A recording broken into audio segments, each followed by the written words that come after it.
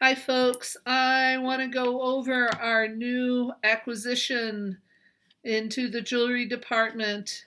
We all are working with this new tool, our new tools, the Dremel 3000.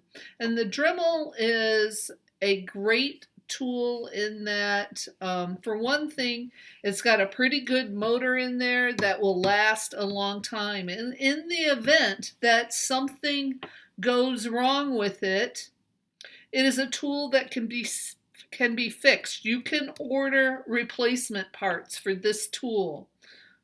Okay, it is not disposable. So you would open it up and you can change out the bushings, you can replace wiring should it burn out, and so it is a really nice tool for that.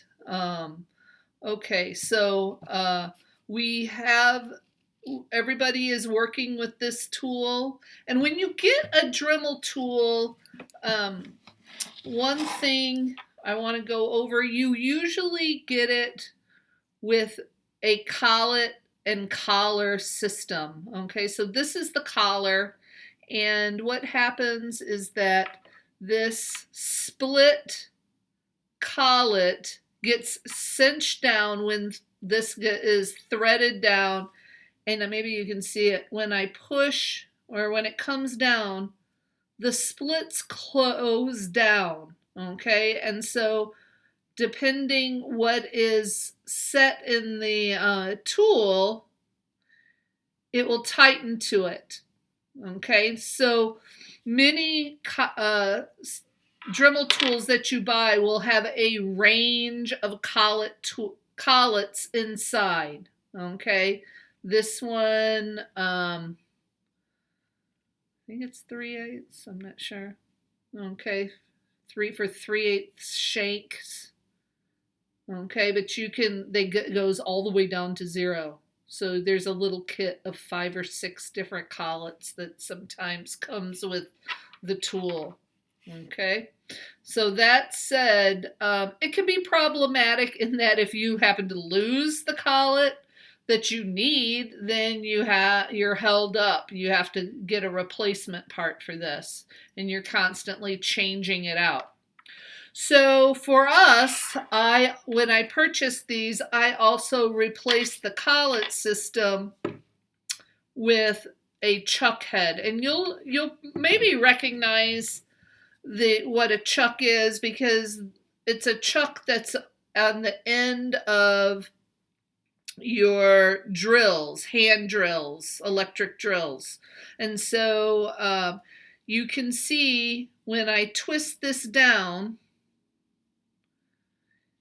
I'm twisting, and the teeth in the chuck, this is called the chuck as opposed to collet, tighten down. And so you can have the whole range of what you are putting inside there.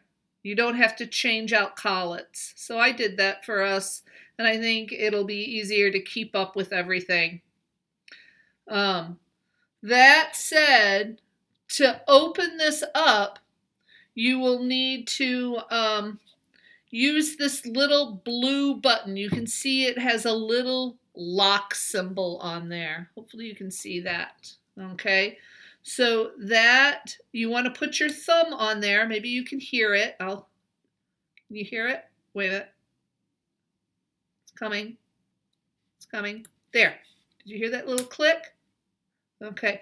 When it's locked in, what happens is that it holds the inner shaft, the drive shaft, I guess you'd call it a drive shaft, inside. It holds it tight so that when you turn it, what's on the threads will cinch down.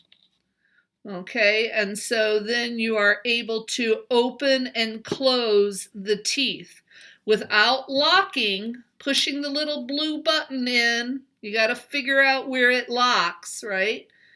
Without hearing that, it's about to do it. Right there. Without it locking in, those teeth won't move. So I think that's been holding some of you up, is figuring that lock in so that you can open and tighten. Okay, so you just open it enough so that you can put in your tool head. We'll be using our drill bit. And you want to, while you're holding this in, you want to give it a good hard turn. Just a thumb turn, like, with your thumb, just, okay. And then you can release it. And you want to have your drill set enough. Like my drill was probably about that way. I like to have it fairly deep into the shaft so that there's less flex. You're less likely to break drill bits. Okay, so understand that this is a rotary tool. So there is some danger that you should pay attention to with this tool. You always wear some kind of safety glass over your eyes when you're using a rotary tool. I don't care if it's a Dremel or a big old radial saw. You got to cover your eyes because things can fly off, and yeah, you don't want any steel parts or non-ferrous parts in your eye. Grits, whatever. Cover your eyes. Okay. The next thing is that when you are working your tool, you want to brace your hand in some strong way. So usually I suggest, I'm going to lift my camera up a little bit here. When I'm working with that, I lock my hands up against my body. So because you don't want your arm flailing about here. You want to be locked in. And then when I'm working with my drill, I'm going to lock my hand onto a surface so that, and I figure out, let me readjust the camera. I'm figuring it out. So all I need to do is just lower my tool to my center punch dot that I've created on my metal. So I'm just lowering that. If I need to, I can steady my hand elsewhere, another way, but you want your hand and your arms braced because as soon as that hits the material, it might want to walk, right? So you need to be able to have the control to keep it in place. So bracing helps. Okay, so I've got my arms braced and I am going to do a quick little drilled hole here. So here I am. I'm coming to my piece of nickel that I've been working on. I'm going to center punch a hole, and I have a whole nother video on this, but I want us to kind of just go over the drilling stance real quick. So quick center punch, boom, boom.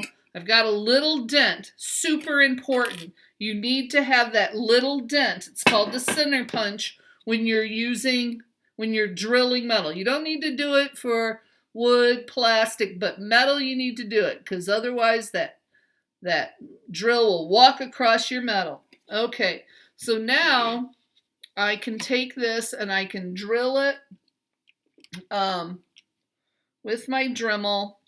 Again, now I am not going to drill on my steel block. I'm pushing that away. I only drill on wood. Okay, I'm turning on the tool. I like a kind of medium speed. Whoop. Keeping my arm locked against me.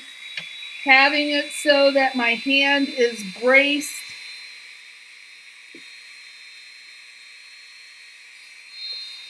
You can see right here, there I go. And there's my clean drill. You see? I think when we get into grinding and stuff, again, you'll want to have your hand braced so you don't flail about there. Okay? So there's my hole. And that's how we begin using our Dremel. I'll give more instructions down the road, but Dremel 3000, we love you.